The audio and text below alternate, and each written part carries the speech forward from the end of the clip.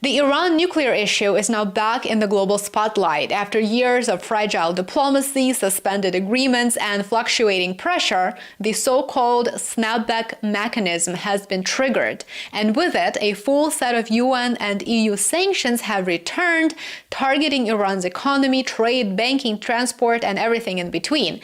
Are these sanctions legal? Well, doubtful, but first let's walk through the background and then discuss what this means for Iran, for its people, and for geopolitics in general. Back in 2015, a historic agreement was reached. It was called the Joint Comprehensive Plan of Action, or JCPOA. The deal involved Iran and 6 countries: China, France, Russia, the UK, the US, and Germany.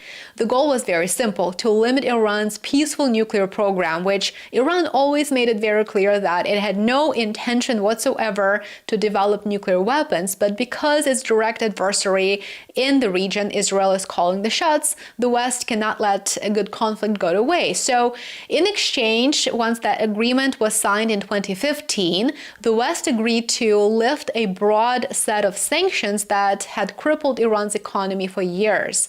The UN Security Council adopted Resolution 2031, endorsing the deal and laying out a timeline to roll back financial and economic restrictions on Iran. In 2018, things took a sharp turn. The United States, under President Trump, his first presidency, unilaterally withdrew from the JCPOA deal, despite Iran's full compliance with the agreement's terms. Washington reimposed harsh sanctions, cutting off Iran from the global financial system and oil markets.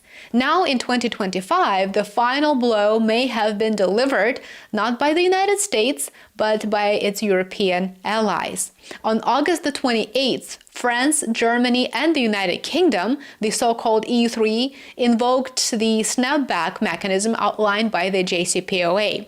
This move was actually based on their assessment that Iran was supposedly in significant non-compliance according to the terms of the agreement. Trump's team is said to have demanded that Iran must deliver all of its enriched uranium to the United States just to be granted a delay in snapback. So not full relief from the sanctions, just a delay in snapback. It was a farce, and Iran did not catch the bait. After the United States withdrawal in 2018, Iran continued to uphold the agreement for over a year. Why did it do that? Well, because it hoped that Europe would step up and deliver the promised economic benefits to Iran. But Europe failed to do so. It didn't want to. It wasn't interested.